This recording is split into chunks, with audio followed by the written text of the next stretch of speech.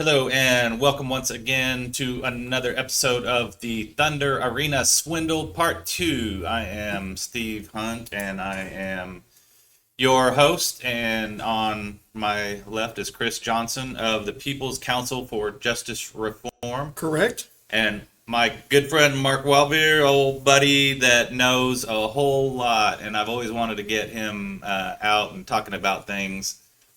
Marc has works in investments and whatnot, but his claim to fame is he was in the legal department with the FDIC back in the days of the Penn Square bank debacle. Isn't that right? That's correct. And if you can ever talk to anyone about those days, I highly recommend it because we are living them again, and there's a lot that we should have learned that we kind of refuse to.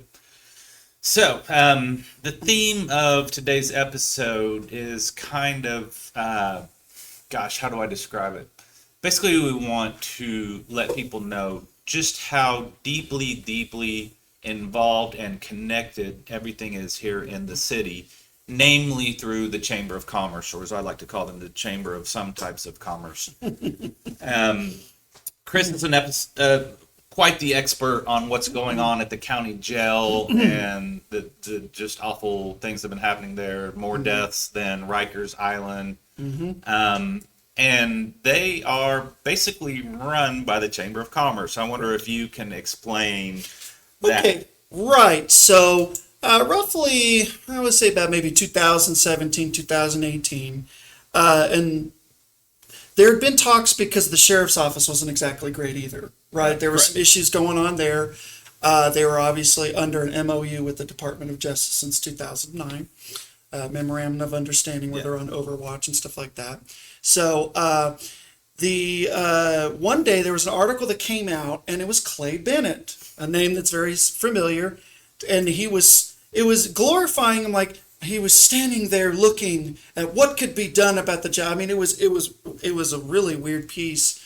I forget which magazine it was written in. Kind of like Bugsy Siegel when he was looking at Vegas. Yeah, right. And how he's going to be able to fix the situation. Right. And so it was him and a couple of key players within the Chamber of Commerce, some of the high position people, that decided to create CJAC, Criminal Justice Advisory Council, which is Timothy Tardy Bono is basically the bag man for that. He's the mouthpiece for that. Looks like the penguin from the Batman episode. It does. Great reference. But there's that. And so they came up with an idea. They said, you know what we're going to do is we're going to create what's called the jail trust. It's called the Oklahoma County Criminal Justice Authority, commonly known as the jail trust. They're going to say, what we're going to do is we're going to take a public entity and we're going to give it to a corporate board, right? Because that, where could we go wrong with that? We're going to take it out of the taxpayers' hands and we're going to give it to billionaires. Sue Ann Arnall, who's a corporate lawyer who's only being famous for being married to a billionaire and having the largest settlement in human history. Bennett became who he was by marrying someone. Oh, yeah. Clay Bennett is all of it's nepotism. Clay Bennett married into the Gaylord family. Tricia Everest was the former chair of the jail trust, a Gaylord. You have people that's like a pastor. You have a shock jock radio host. You have no one I should say, not many people that have been throughout that whole time frame that know what they're doing. Right. And so this was their idea. One of those people that helped orchestrate it was Kevin Calvi. Okay. Love him or hate him, whatever side you're on, he was one of those that helped orchestrate that. He was on the county commissioner. County commissioner with Judge Trong and a couple of other people like that. The infamous where they came into the county jail and said, let us look at the pods and everything, the judge and the county commissioner, because they never do that. That was all the media stunt. So that was all part of the plan. Okay. So they wanted to bring this in here. And I hear a lot of people ask me, why would the Chamber of Commerce get involved with the Oklahoma County Detention Center?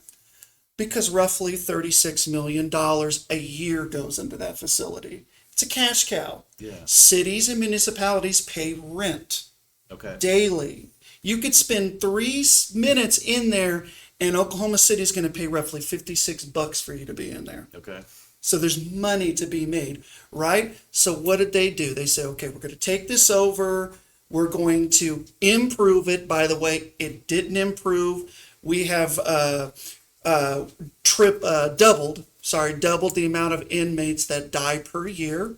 It was around 6 or 7. Now it's around 14 per year. That's what the math shows. I'm talking about when the sheriff had control of it.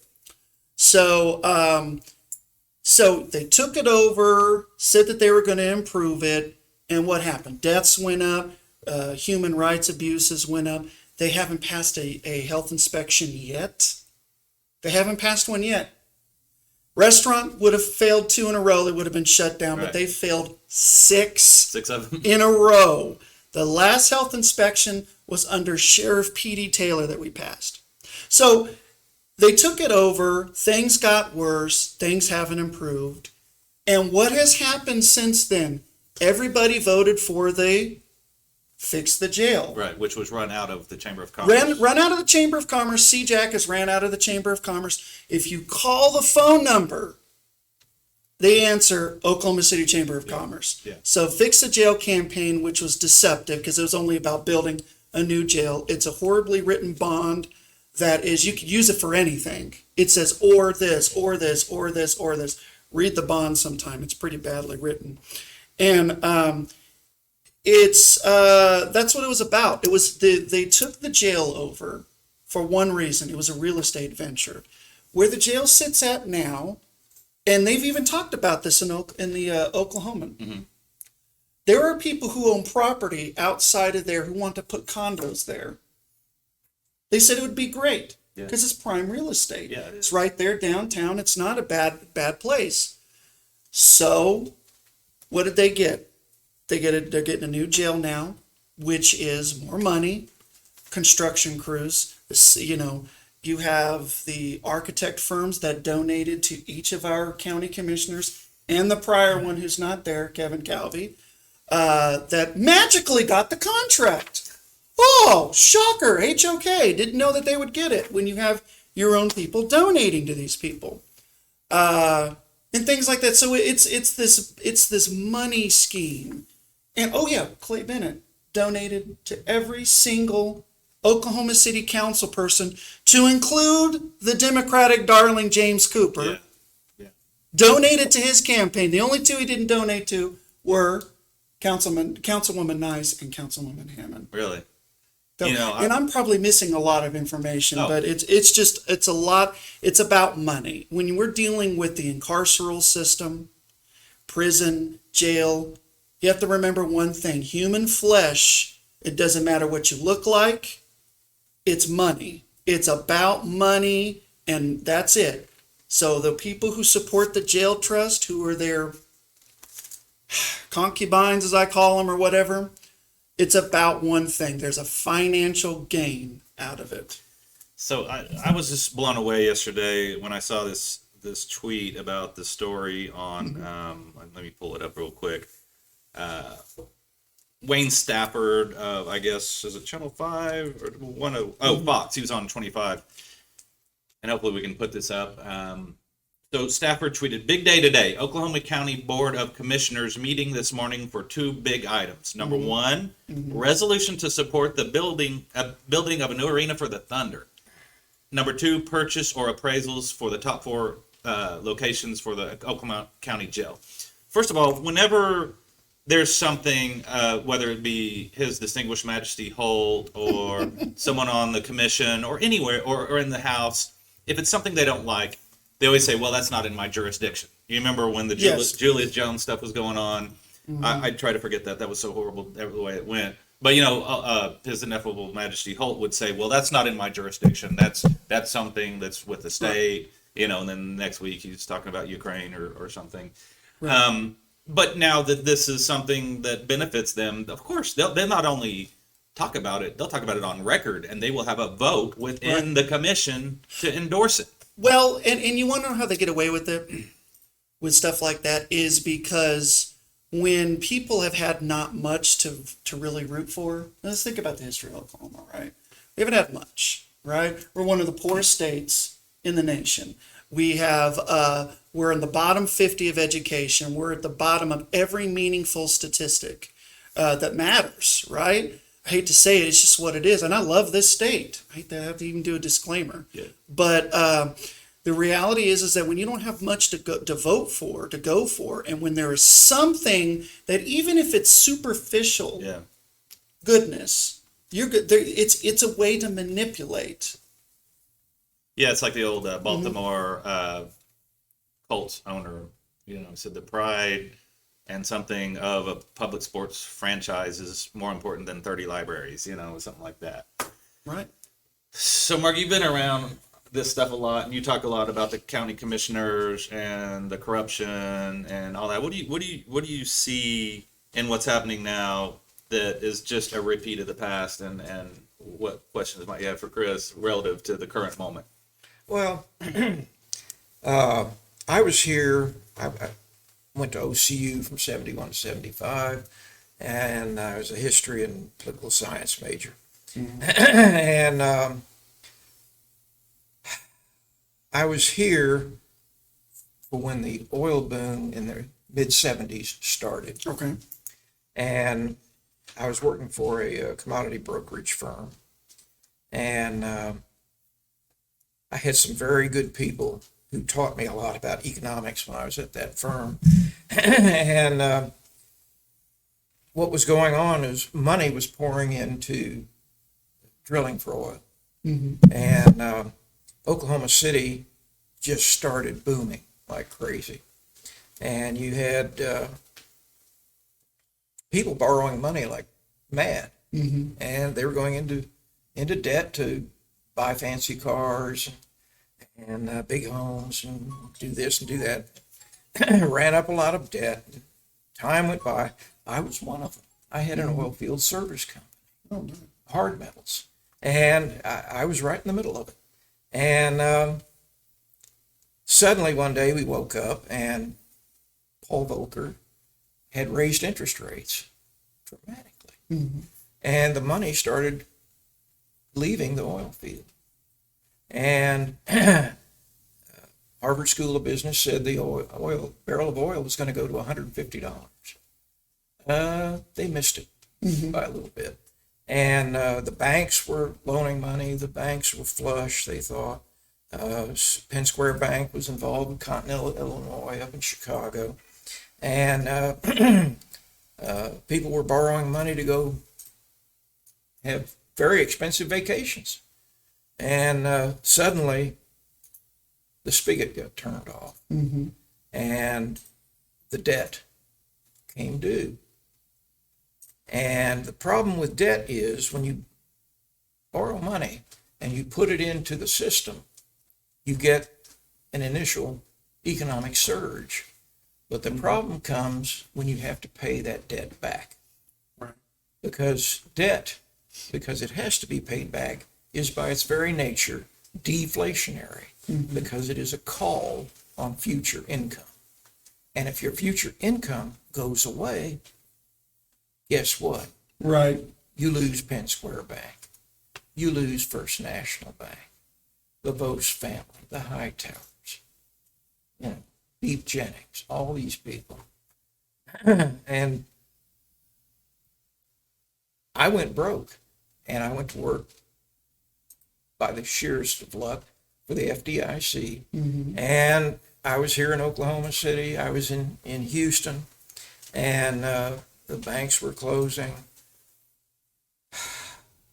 There were houses in Nichols Hills that were vacant.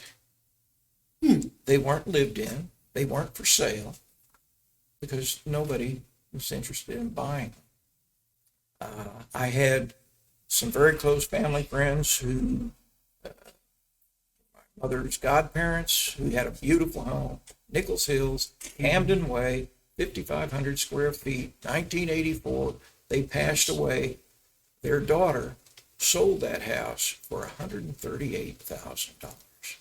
Kidding. Wow. Wow. Now, that's called deflation. Oh, yeah. Big time. Condominiums in Houston that had been selling for $90,000 were now selling for $30,000 and $35,000. Wow. We have a $33 trillion national debt. To pay that back is going to be very deflationary, and right now we're beginning to see the beginnings of it. The dollar is strengthening, and the reason the dollar is strengthening is because liquidity is being pulled out. And the dollar is doing better than other foreign currencies, even though the dollar, we are the healthiest horse in the glue factory. And eventually, the piper is going to have to be paid. And with this, I got some information off of the Oklahoma City website about the MAPS program. And it said on September 12, 2017, voters approved 13 general obligation bond propositions authorizing the issuance of $967,460,000 for improvements. They're going to build, that's okay, 967 million, that was in 2017. They want to spend how much on this? I think it's 950. 950 minimum, Yeah. which means probably more like 1.2, 1.5. And they don't even give you a median figure. They only give you the minimum. So We're looking at, Mayor Holt has declared that the Paycom Center is a white elephant and needs to be replaced. Even though we just invested 75 million bucks in it. yeah, More to renovate it. Exactly. And so the cure for one white elephant is to build another. Because it's much like the stuff dealing with the jail. It is, look, I'm going to say this right now. The Oklahoma County Detention Center could be renovated. It really could be for half the cost. There are people who want to make money in certain industries. So you tear it down, demolition money right there. You build it, all of this other stuff. And so it's never about how do we make do with what we've got, maybe improve it a little bit. Let's just keep doing this American capitalistic thing you're talking about of, oh, it's only a couple decades old, let's demolish it. I mean, how do they hold on to buildings for hundreds of years in Europe yeah. that they still use? They government built that are still there, tourist attractions as they invest and they hold on to it. But we're still tearing things down. And what is it at the expense? You just mentioned $950 million minimum. Only, but yet the Thunder team that owns it has $26 billion, and they're only saying, yeah, we'll maybe put up 50. Yeah. Get out of here. And, people are always like, so the city owns the arena, but the Thunder paid $1 million in rent. So basically what's 2023 plus 950, it'll be paid off in, almost a year, 3,000, from their $1 million rent. So any discussion that anyone has about it making money for the city and blah, blah, blah, we just came out that the amount of sales tax that it generates is the same as maybe 2 Aldi stores. It's just Wow. 2 or 3 Aldi stores. DeMoss stated that a sports arena generally produces as much revenue as a mid-sized grocery store. And the difference is that a mid-sized grocery store is open 363, and there's possibilities for businesses to spawn around it, whereas we have this huge debt. And your average folk can go get food there. Your average working class person who is the largest base of fans can't even afford to get tickets there. Right. I make good money, but yet I don't go buy a bunch of tickets there. And if I do, it's the high-rise nosebleed. Because I'm not going to pay $160 for what? I'd rather go do something else with that. But your average Joe can't even afford those high rises. Yeah, I mean, if you're a working guy, it's a whole day that you have to go down there and park and go. You can't. You're better off sitting on your couch. I mean, I enjoy. I've been to some games. They're fun, yes. But it's better to just stay at home and watch it on the comfort of your home and your couch and see the game better. Yeah. So tying together the jail, the stadium, and the fact that there's not even conspiracy theories or anyone even talking about the fact that it's all the same people and all the It's the same. same people. And the biggest thing that I see right now is how much money is flowing out of Oklahoma City. Do you know any of the jail contracts? Like, are they at least Most of them are for companies down in Texas. really? And I remember when we started off as a group, when during COVID, and we would go down there to the courthouse and talk about it. We would always say, for these contracts that they're trying to do for various things, we have a lot of good Oklahoma companies. Right. We are in COVID. People are hurting. I even mentioned that businesses of color, which were the hardest affected ones, particularly black-owned businesses, were the ones that got hit the hardest. Right. And so I'm like, why don't we use local businesses? People got to put food on their table. It wasn't just me. It was Councilman Sean Cummings from the Village. It was Councilwoman Sarah Banna from Midwest City. Like the prominent people that are saying, can't we just use local? Right. Why are we contracting a cement company? We can maybe do Dolisi. They're good. Yeah. I mean, they're local. I think they're local, Yeah. right? Right. There's something like that. It's like, but they're literally outsourcing everything. Yeah. It's insane. It is. It is insane. And it's because, and then when you start looking through their ethics reports, who's donating to them? Sometimes they don't even do it through a PAC. They just do it themselves. Wow. Yeah. That's Clay Bennett dumped in. I've noticed in Councilman Cooper's ethics reports from his last campaign, I saw a $1,900 bill from him. Sue Ann Arnall maxed it out with $2,900. And I'll verify my numbers just to make sure that I said them right. But I looked at it one time. I couldn't believe my freaking eyes. Right. And how are you partial? See, one thing the audience needs to understand is that a campaign contribution is a bank loan. I've never heard any politician say it like this, or even any activist. It is a bank loan. And when you have somebody give you that kind of money, they want it back. And what comes with the bank loan? Interest. What do they want out of the deal? Billionaires don't give you money like that unless they want something out of it. right. Here we are, folks. With a very significant return. New jail, new stadium. That's exactly what they want. And there was no debate on this stadium, to bring it back to the stadium. There was no debate. They're saying 3 months, calling the mayor, calling the average citizen of Oklahoma City, saying noise.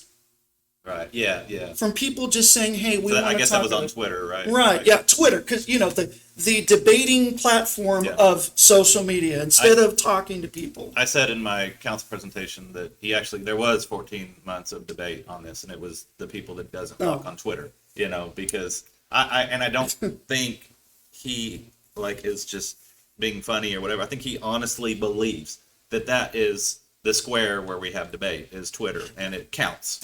Well, here's another thing. I'm going to say the idiocracy and how this even ties into the jail is that these are the people that are all pushing this, that are signing what appears to be fraudulent contracts at the county jail. Okay, yeah, this is big. Yeah, this is big. Okay, so that means the city of Oklahoma City, city of Midwest City, Evan, yada, yada, follow the bouncing ball. Right? Everybody that sends their inmates there, that signs a contract, because not every city and municipality does, right? They sign a contract that says it's within state statutes and constitutional standards. And I'm going to tell you who the governing body of that is for the jails and prisons, the Oklahoma State Department of Health. 6 failed health department reports that says it is not within state or constitutional standards, and you have Mayor Holt's signature on every single yearly contract, which means that all of the city council, even the freedom fighter ones, within their democratic process that they do it through, they are themselves also approving it. And I've got actual emails where I've emailed all of these people. Oh, well, we're going to look into it. That was 2 years ago. You ain't looked into it yet? Kind of thing. And by the way, the Department of Justice has all of these emails and these people's names, and the Department of Justice is investigating the jail, Oklahoma City, the state, and everything like that, as well as the police department. So, and they're going to be here this Saturday, by the way, for a town hall. Yeah. When and where is the town hall? Give me a second, I'll have to get my phone and look at Yeah, it. yeah. Go ahead. But it's all to say, I just want people to understand that you're wondering, how does all of this craziness happen when these people won't even Google something and say, I don't know, maybe we shouldn't sign a contract that could put us in criminal liability. It starts to make sense. It's about the dollars, and I'm serious, it's about the dollars. That's it. But these people are signing what appears to be fraudulent contracts, and I have to say what it appears because a very good lawyer friend of mine says you have to say that to make sure that they can't say you're making false allegations. Okay, so it appears. It appears, even though it is a strong appear. And working stiffs like us, we're held to significantly higher standards Correct. than they are, so we have to be very careful Yes. when we do this, you know. Absolutely. The people that get put into the jail and end up dead, you know, they did something small, whereas Holt and his friends get chance after chance after chance after chance. Most being people, 85% of people in that county jail have not been convicted of a crime. Because jails are holding places for you to go to court, right, right? The people that have been convicted, they're waiting for the Department of Corrections to come pick them up. right. Because DOC, for some reason, can't seem to pick their people up. So that's what I'm saying. Like when people go, oh, they're jail, they deserve to be there. They haven't even been convicted of a crime. And the last time I checked, this isn't some communist nation, some fascist regime. This is a democracy. In a democracy, we have laws, we have rules. And the Constitution says that that you're innocent till proven guilty. And if you're in there and you ain't been proven guilty, we're letting innocent Americans, I'm going to say that again for the people who might have not heard that, innocent Americans die, 44 in less than 3 years, more dangerous than Fulton County, which is under investigation, made the news because that's where Trump had to check in. More dangerous than Rikers Island. Rikers Island's being shut down. We murder more people statistically and numerically than Rikers Island does yearly. And these are the people that want the new arena. Right. It sounds like a conspiracy. It sounds like madness to say that it's the same, but it's the same damn people. I mean, you heard Clay Bennett is the one that started all this. This looking from the mountaintop at this big, wonderful opportunity to help the community and get criminals back on the street to better themselves or whatever they say. And it's all bullshit. It's all just. And I remember Seymour Hersh talked about Bush and his outlandish claims with the war in Iraq are going to bring democracy and all that. And Seymour Hersh said something that really scared me. He said he believes what he's saying. You know, he believes this. Do you think Bennett is the same, that he believes that he's going to bring about some great solution? No. People like that, it's about money. It's just about money. And that's what's the most frustrating part with this stadium stuff as well, is that people who are hardworking people that are struggling to put food on the table, they're going to now have to give their money to a stadium when these billionaires can build their own goddamn stadium. Pardon my French. No. But they can build their own damn thing. They have $26 billion, and you mean to tell me they can't come up with $1 billion? Come now. It's unbelievable. Well, Mark, do you have any questions for Chris? Any of your wisdom from all these years of watching this stuff? I just wonder if it's crazier, less crazy, same. Well, it's corporate socialism. Yeah. I mean, let's call a spade a spade. That's what Right. it is. It's corporate socialism. And supposedly we live in a republic and we have democratic institutions and they're all being bypassed. Mm-hmm. And what do you do when we have an inflation rate that is bumping up receipts at grocery stores Right. based on the sales tax? We pay sales tax on groceries and medical And it's not supplies. a political party that's the only one. I get so tired of hearing when both sides say this. Well, it's just the Democrats. Or it's No, just the Democrats. No. You want to know most of the justice reform stuff that has been killed has been Democratic Party, by the way. Bail reform, Democratic Party killed that. Money going towards charter schools, thank Anastasia Pittman for that. Swing vote. Wow. Last time I checked, it doesn't have an R at the end of her name. No. And then you have the Republicans like Holt and other people like that. So if people sit there and just think about that, this is just a human issue, a Oklahoma issue, an American issue, I think everybody could get on board for change. Well, I said that just watch the Democratic Party double, triple down on Ryan Walters over the next 3 months so that they can distract people from the arena vote. And it's happening. I mean, every day it's, the Ryan Walters report, Ryan Walters. And Ryan Walters doesn't even exist. He's just there, and he's being fed what he says, whereas Holt is, what do you call Holt? What kind of a Republican? He's a Bush Rockefeller Republican. Bush Rockefeller Republican. Who is Well, that's a pretty good yeah. tied to some pretty deep stuff, and the fact that the conspiracy theory crew has not met this man yet is pretty astonishing. I mean, it's just like a whole nother level. Mm-hmm. And like, why aren't they talking about Hassert? I mean, he was a paid supervisor for Dennis Hassert. No one talks about it. I'm like, we conspire about these types of people all the day, but here's one that. Okay, I'm sorry. Tell us about your event. Okay, the event is it is titled "Empowering Citizens Against Injustice, Protecting Civil Rights and ADA Rights." A coalition of civil rights organizations is convening a forum dedicated to promoting law enforcement, accountability. We're going to be talking about police violence, abuse of power, wrongful arrest, the deaths in the jail, and so on and so forth. It's happening Saturday, October 7th. It is from 11 a.m. to 3 p.m.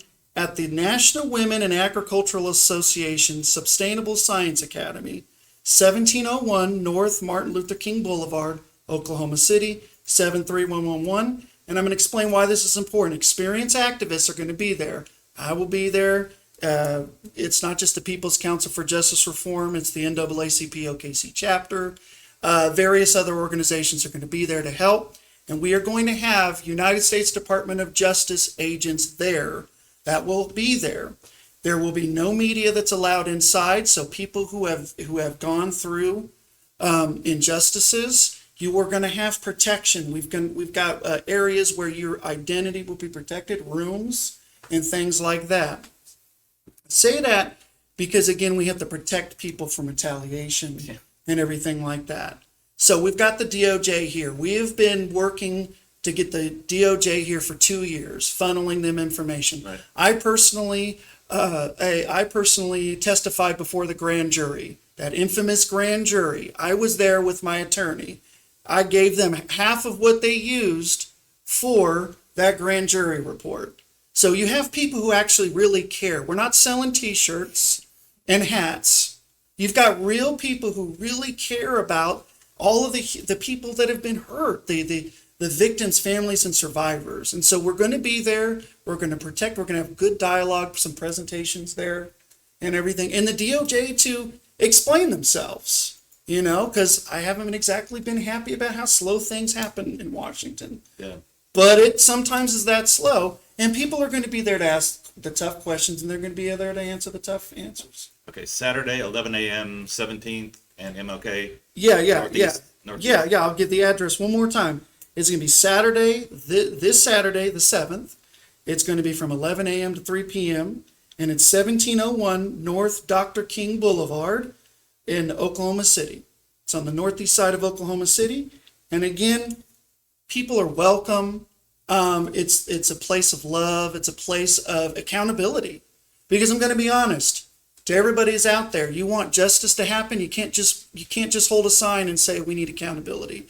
There's other things that have to be done as well. Reports that have to be filed. The government to do its damn job. And they need to come in and do the damn job and take over this jail or whatever they need to do. Take over the PD, which they have the power to do, to take over law enforcement and stuff like that. What's a website or Facebook or something people can go to learn more about this event? Absolutely. You can come to our Facebook page, People's Council for Justice Reform. You just find us, and you'll see our posts up there. And we're going to be doing a press conference in the main media outlets within a few days, just to do a big. And so you're saying that Clay and Sue will not be there Saturday? They're welcome. I actually gave the CEO of the jail said, come on. So I would like for them to answer questions if they ever did come, but I doubt they'll be there. All right. Well, thanks so much. I really think that this is something that I've been wanting to do, and it's just like hard to really bring it into focus. But we've got the jail and the arena and the chamber, and it's all connected. And beyond that, this jail issue, this economic issue is tied to everything. Everything is connected. And the Oklahoma Democrat Party, the House, the Senate, none of them have commented on it because they're afraid to, because they know how deeply connected this is to so many things. And so I appreciate your work and for coming on. So And, appreciate yours. Appreciate yours as well. thanks, sir. Absolutely. Getting to learn from you a little bit. Good to meet you. Absolutely. Good to meet you too. All right.